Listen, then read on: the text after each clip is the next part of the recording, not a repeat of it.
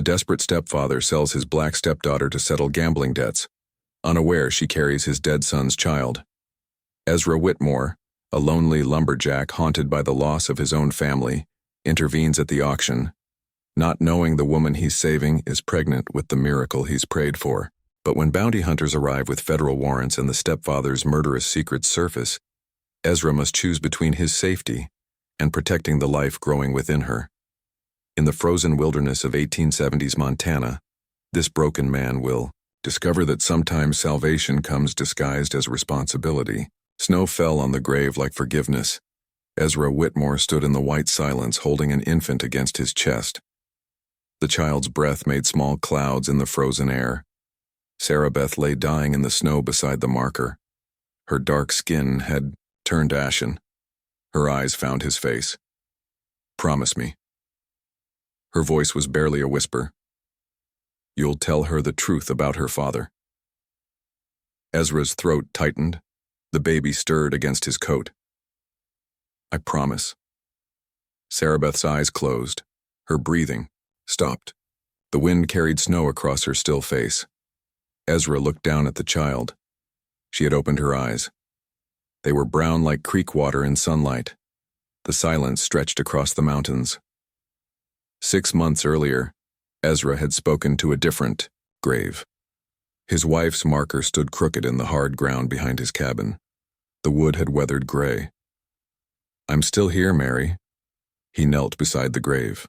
"Still waiting for you to tell me what comes next." The wind moved through the pines. No answer came. Ezra rose and shouldered his axe. The timber waited. It always waited. He worked alone in the high country. His cabin sat 2 days from the nearest settlement. He preferred it that way. People asked questions he couldn't answer. They expected him to move past grief like it was weather. The trees fell clean under his blade. Each swing carried purpose. The rhythm steadied his mind. By evening, his hands bled through the calluses. Good.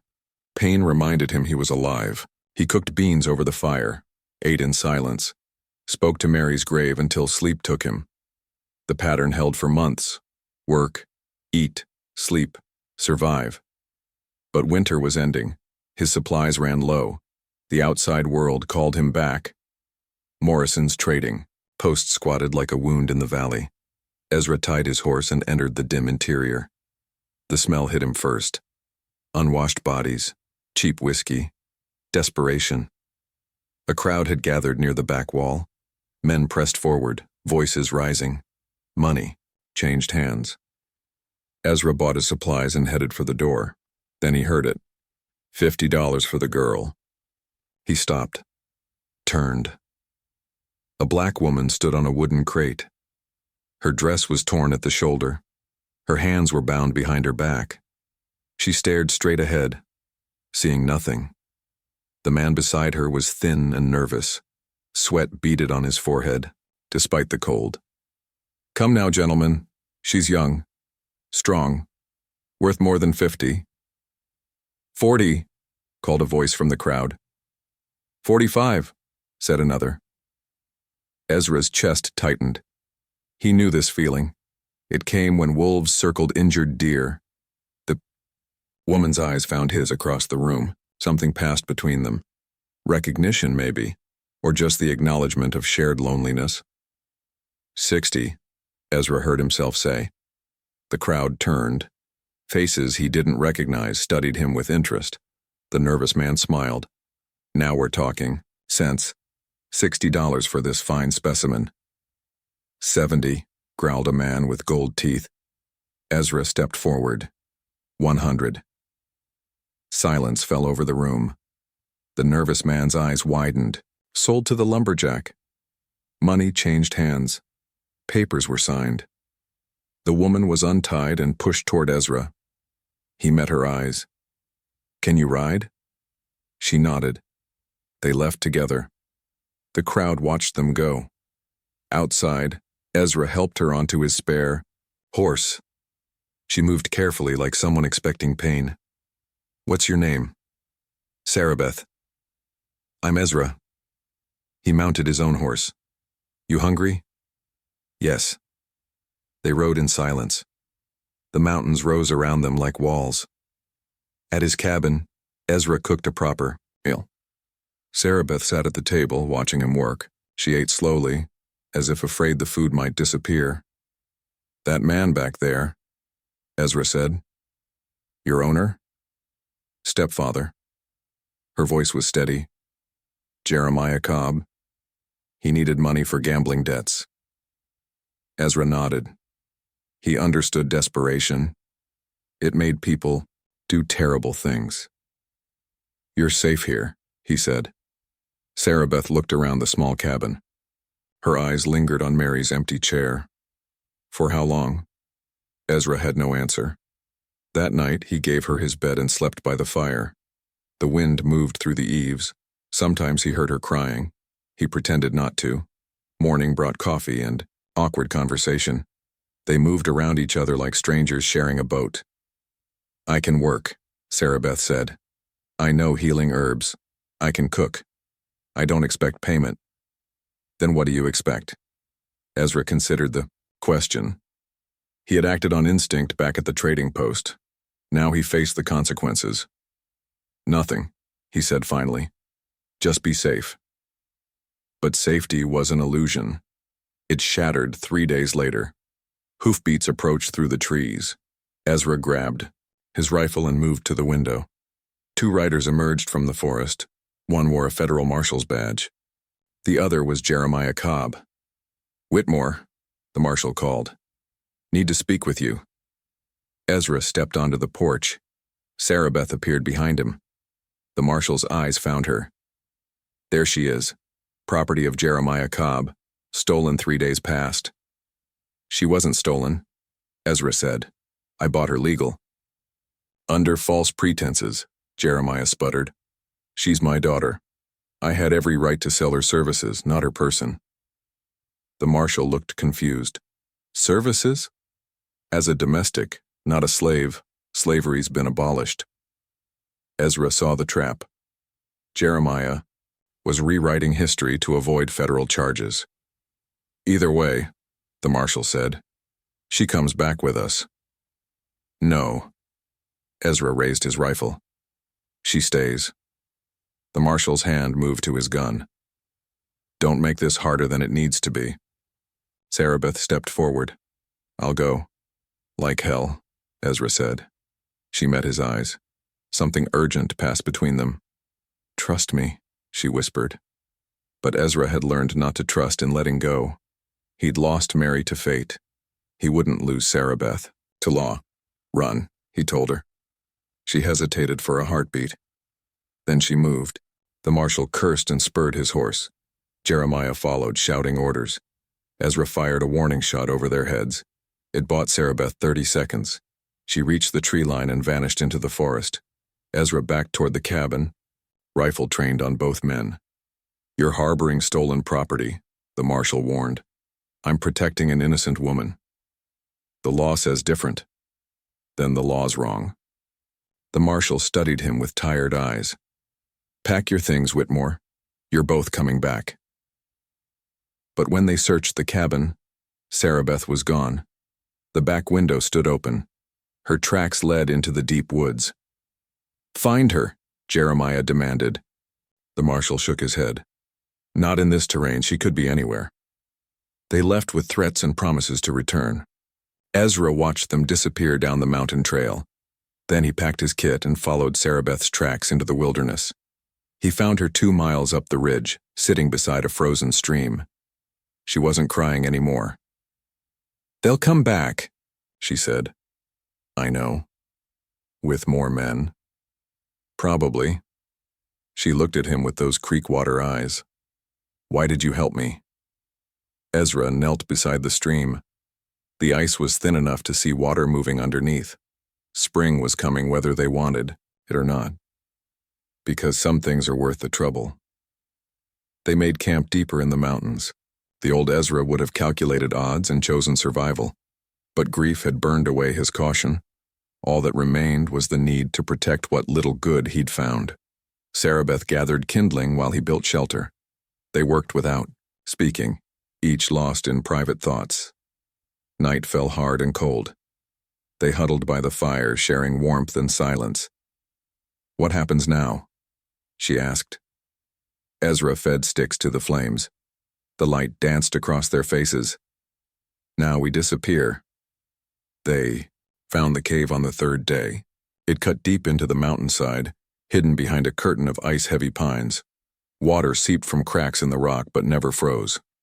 The back wall stayed dry. Ezra built their shelter there. Sarabeth gathered moss for bedding.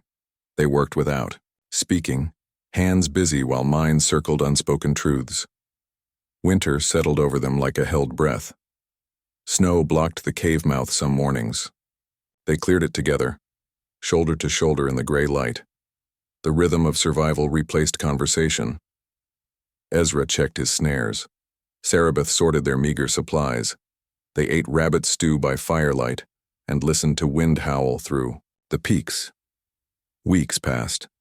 The silence between them changed. It grew comfortable, then warm, then dangerous. Ezra watched her hands as she worked. Long fingers, careful movements. She mended his torn shirt with thorns for needles. Her concentration was complete. Sarabeth caught him staring. Neither looked away. "You ever been married?" she asked. "Once." Ezra fed wood to the fire. "Mary died 2 winters back. Fever took her." "Children?" "She was carrying one. Lost them both the same night." Sarabeth's hands stilled on the fabric. "I'm sorry. Long time ago." But it wasn't. The grief lived in his bones like old weather. Some mornings he woke expecting to find Mary beside him. The disappointment cut fresh each time. "What about you?" he asked. "Never married. Came close once." She didn't say more. Ezra didn't push. Everyone carried private sorrows in this hard country. The storm hit in the 4th week. Wind drove snow, horizontal across the mountainside.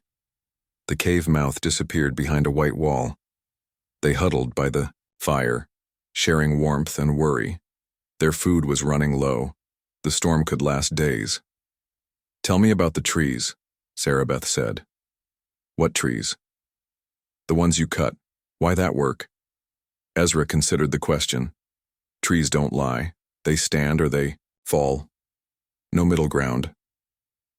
"Like people?" "People are messier." She smiled. It was the first time he'd seen it. The expression transformed her face entirely. "You think I'm messy?" The question hung between them. Ezra felt the ground shifting beneath his certainty. "I think you're complicated." Good complicated or bad complicated? Just complicated. But that was a lie. Watching her move through their small space, seeing her careful attention to his needs, feeling the way silence bent around her presence. This wasn't complicated. This was dangerous. The storm raged for 3 days. They rationed food and shared body heat. Necessity drew them closer. His shoulder pressed against hers. Her breath warmed his neck. Neither acknowledged what was happening. But the air between them crackled like green wood in fire. On the 3rd night she collapsed. Ezra was banking the fire when he heard her fall. He turned to find her crumpled beside their sleeping area, face gray with pain. "Sarabeth." He knelt beside her.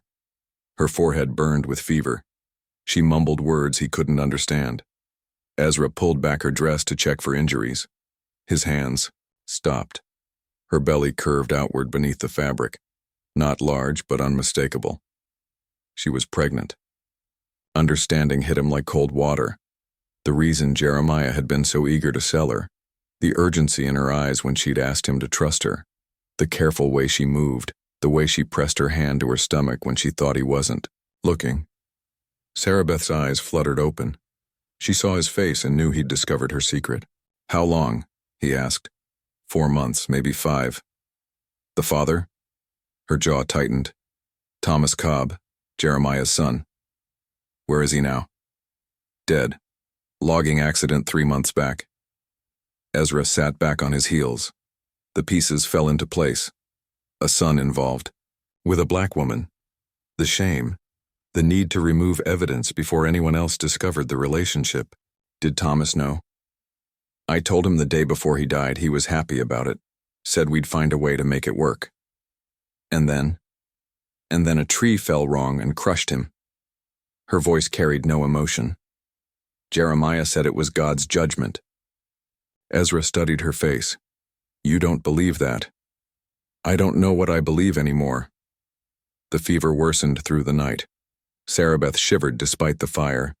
Ezra held her against his chest, sharing his warmth. Her skin burned through her dress. The baby, she whispered. We'll be fine. Promise me, if something happens to me. Nothing's going to happen. Promise me you'll protect her. Her? I know it's a girl, I can feel it. Ezra's throat tightened. Mary had said the same thing about their lost child. Some knowledge came from deeper than reason. I promise. Sarabeth relaxed against him. Her breathing steadied. By morning, the I fever had broken. The storm cleared, leaving the world crystalline and still. Sunlight streamed through the cave mouth like benediction. Sarabeth was weak but alert. She let Ezra help her sit up, his hands gentle on her shoulders. You could leave, she said. This isn't your burden. Maybe I need a burden. Why? Ezra poked the fire with a stick. Sparks rose and died in the cold air. Man gets tired of talking to graves.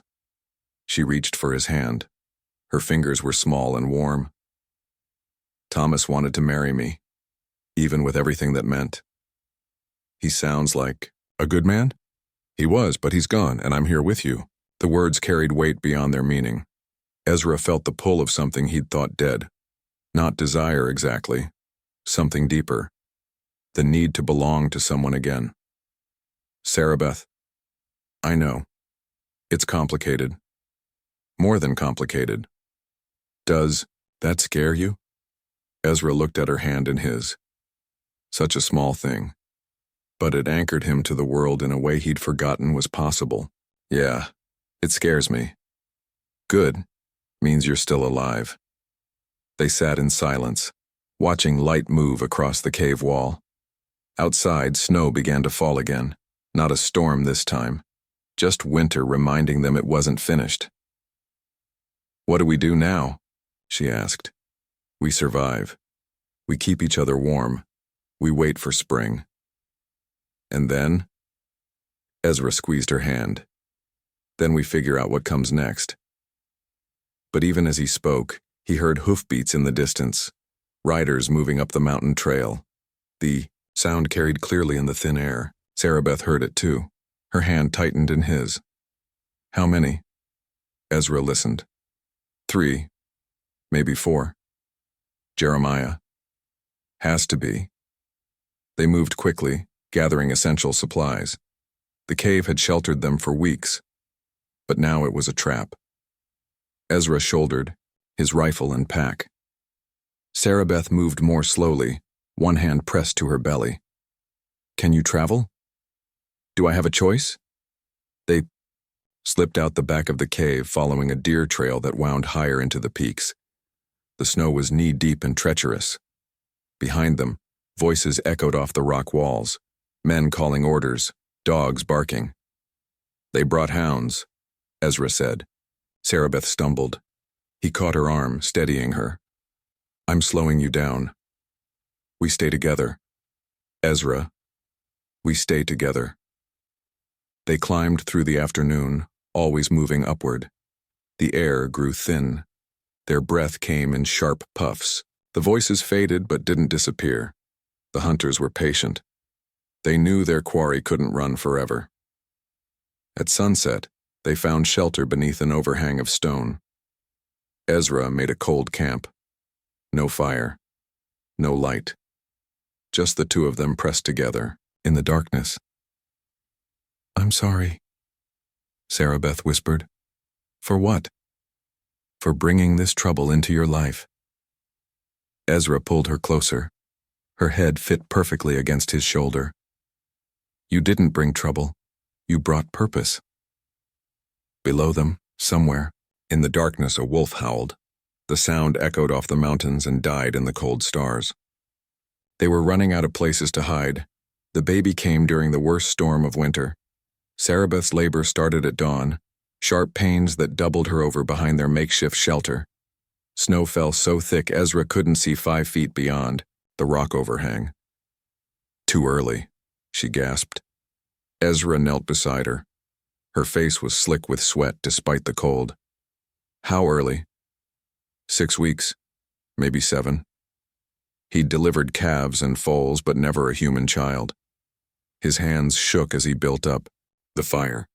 They would need light, heat, clean water if he could melt enough snow. The contractions came faster. Sarabeth bit down on a strip of leather to keep from crying out. Sound carried far in these mountains. "I need to see," Ezra said. She nodded, unable to speak. He lifted her dress. The baby was coming whether they were ready or not. Hours passed. The storm raged around their small pocket of warmth. Sarabeth's strength ebbed with each contraction. The baby fought its way into a world that didn't want it. When the child finally emerged, she was silent, too small. Her skin had a bluish tint. Ezra cleared her mouth and nose, rubbed her tiny chest. Nothing. "Is she breathing?"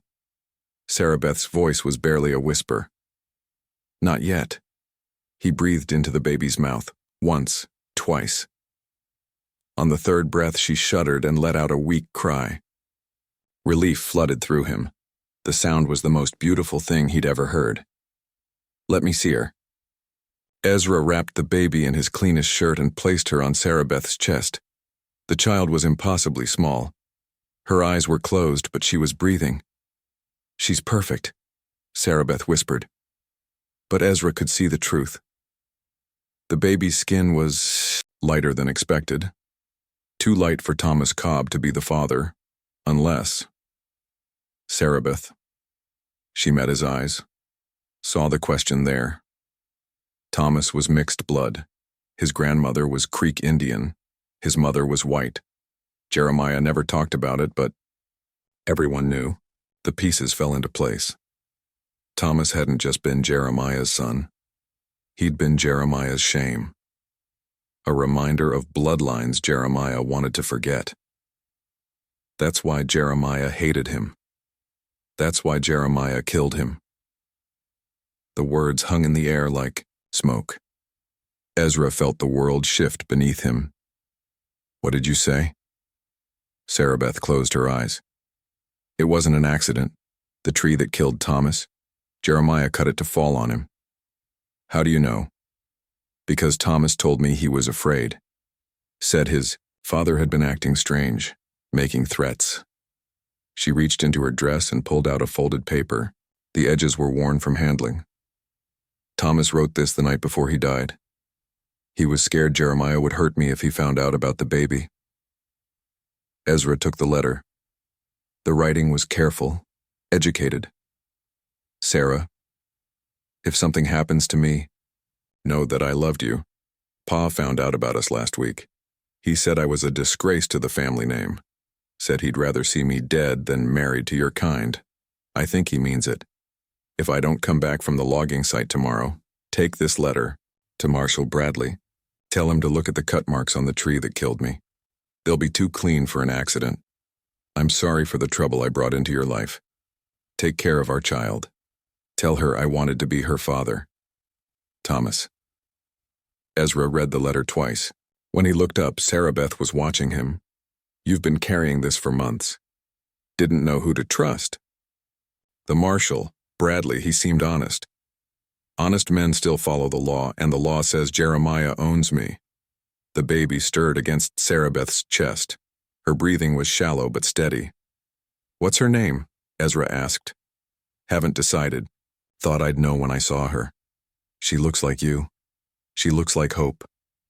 But hope was a luxury they couldn't afford. The storm was breaking. Soon the hunters would resume their search.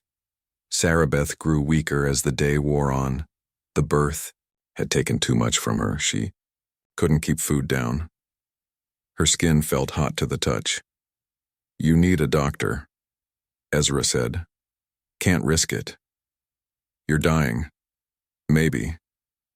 The baby needs you. The baby needs someone to protect her. That's you now. Ezra felt the weight of responsibility settle on his shoulders. He'd failed to save Mary and their child. Now he faced the same choice again. There has to be another way. Ezra. Sarabeth's voice was weak but clear. Promise me something. What? If I don't make it, raise her like she's yours. Don't let her grow up thinking she was unwanted. You're going to make it. Promise me. Ezra looked at the baby sleeping against her mother's chest. So small.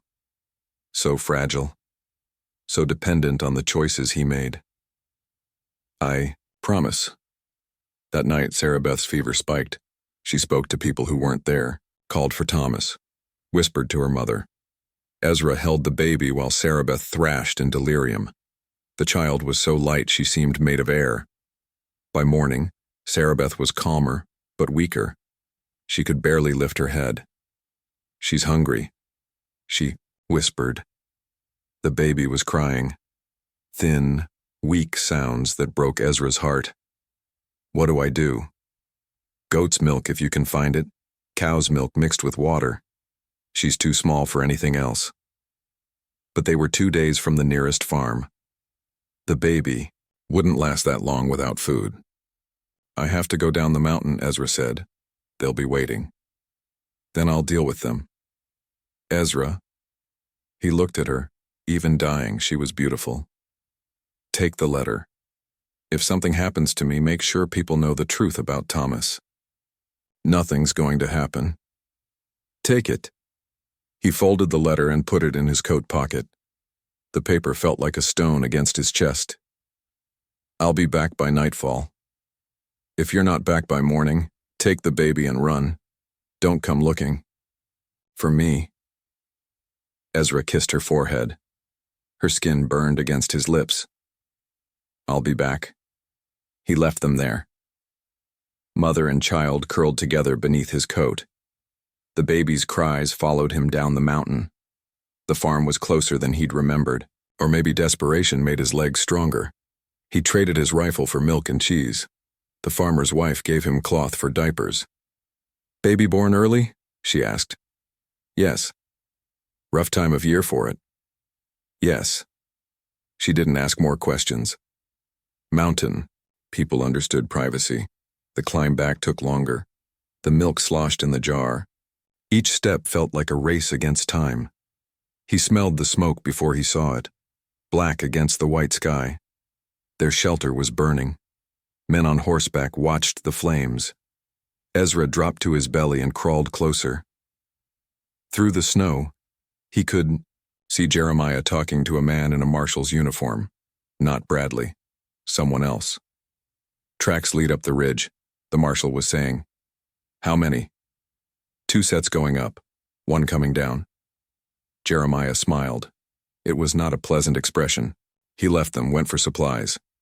So we wait? We wait. Ezra counted 4 men, all armed, all positioned to watch the approaches to the burned shelter. He circled wide, climbing through terrain that would break a horse's legs. The milk jar grew heavy in his arms. It took 3 hours to reach the backside of their camp. The shelter was gone. Nothing remained but smoke and ash. But Sarabeth wasn't there. Ezra found the trail leading higher up the mountain. Blood drops in the snow. She'd moved the baby and herself while he was gone. He followed the trail into the rocks. Found them in a cleft between 2 boulders. Sarabeth was unconscious. The baby lay silent beside her. For a moment, Ezra thought they were both dead. Then the baby opened her eyes and looked at him. Thank God, he whispered. He fed the baby drops of milk from his finger. She was too weak to drink properly, but she tried. That was enough. Sarabeth didn't wake up. Her breathing was shallow. Her pulse was weak. The hunters were still down the mountain, but they wouldn't wait forever. Ezra made his choice. He wrapped the baby in every piece of cloth he had, put Sarabeth's arms around the bundle, Then he picked them both up and began to walk, not down toward the hunters, up toward the peaks where no sane man would follow. Behind him, voices echoed off the rocks. The hunt was beginning again. The baby made no sound.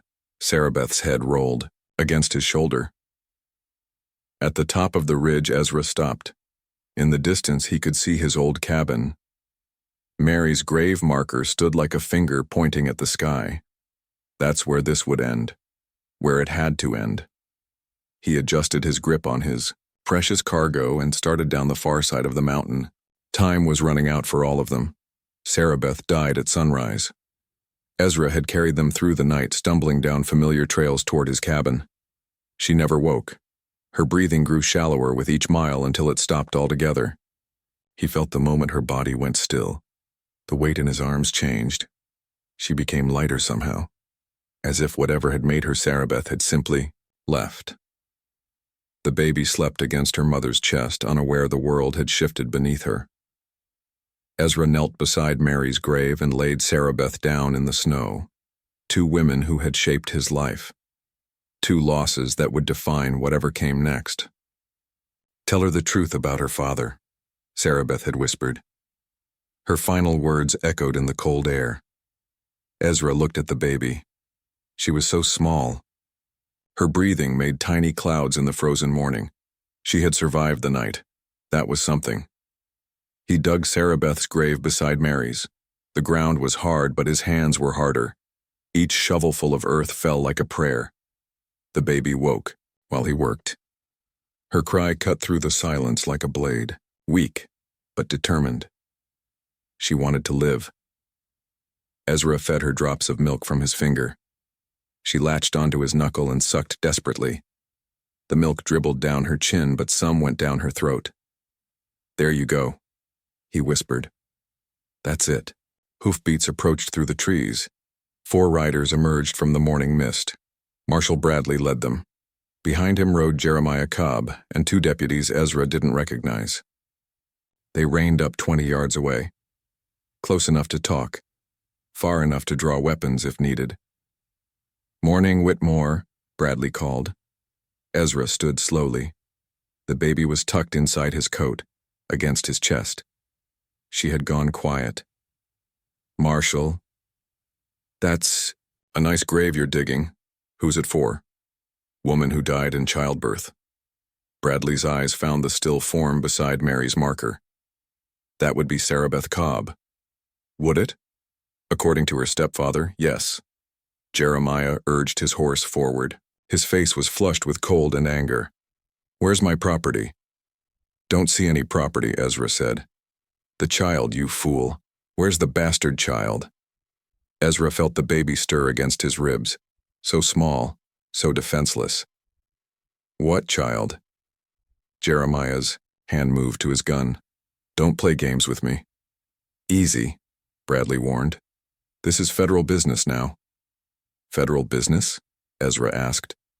Bradley dismounted and walked closer. His hand rested on his pistol but hadn't drawn it.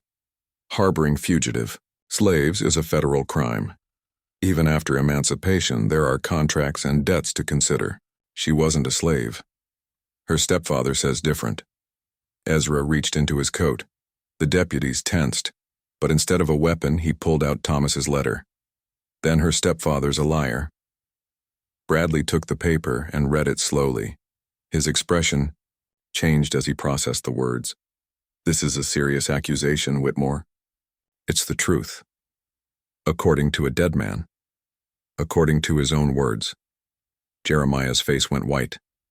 "That's a forgery. Thomas never wrote any such thing." "Funny," Ezra said. "How'd you know what it says?" The question hung in the air like gun smoke. Bradley folded the letter and looked at Jeremiah with new eyes. "Maybe we should examine that logging site," the marshal said. "Look at those tree cuts Thomas mentioned." "There's nothing to examine," Jeremiah snapped. "It was an accident." "Then you won't mind us taking a look?" Jeremiah's hand found his gun. "I mind plenty." The moment stretched tight as wire. 4 men with weapons, 1 baby sleeping against Ezra's heart. Jeremiah Cobb, Bradley said slowly. You're under arrest for the murder of Thomas Cobb. Like hell I am. Jeremiah drew his pistol, not at Bradley, at Ezra. Give me that child or I'll kill you where you stand. Ezra didn't move. What child? I know she's there. I can see her moving. The baby had shifted inside Ezra's coat. Just a small movement, but enough to betray her presence. Even if there was a child, Ezra said, she's not yours to claim. She's my blood, my son's bastard. Your son who you murdered. Jeremiah's face twisted with rage.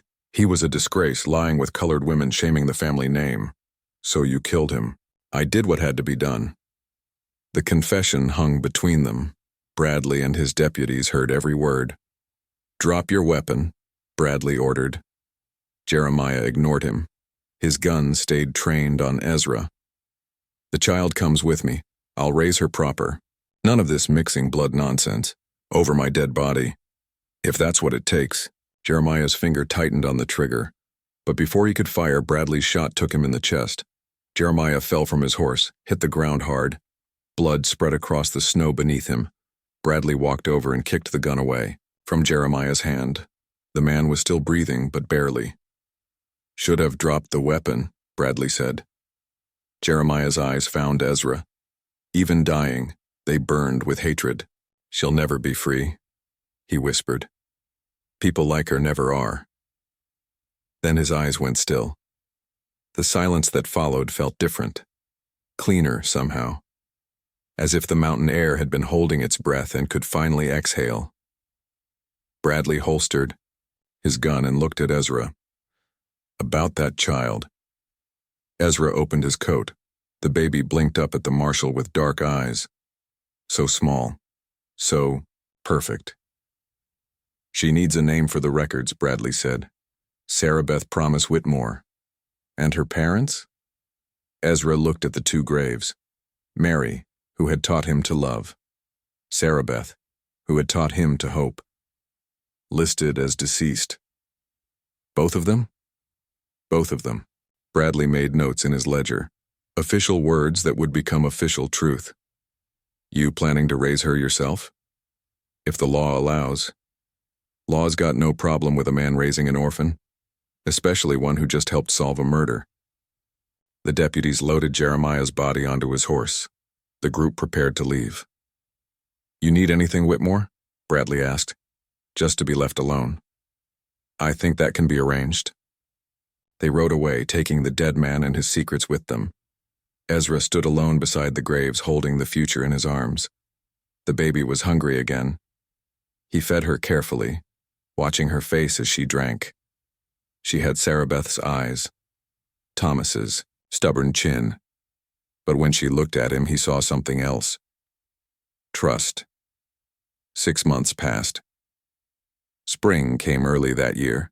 The snow melted to reveal new grass and wildflowers. Life returning to the mountain. Ezra built a larger cabin, added a room for the baby, carved toys from pine wood, sang lullabies his own mother had taught him. The child grew stronger. Her laugh filled the quiet spaces Mary's absence had left behind. She learned to crawl, then walk, then run between the graves where her mother slept.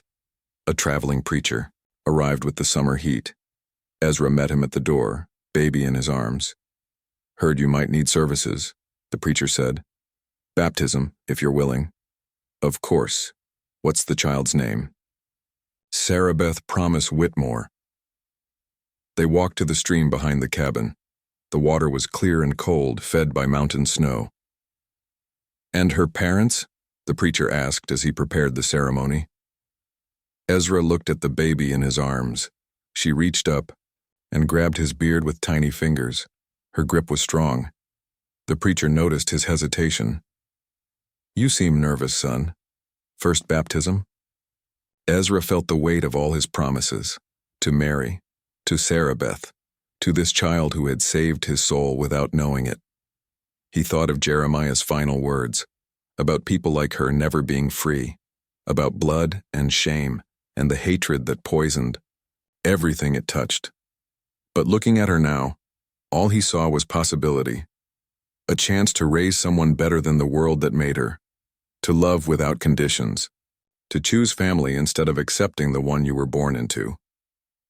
No, he said finally. Second chance. And that is all to the story, for now. Please let me know where you are tuning in from. Perhaps we will create a story there. Consider liking this video and subscribing to our channel, and if you enjoy our content, click this video on your screen. I promise you, it's worth watching. See you tomorrow.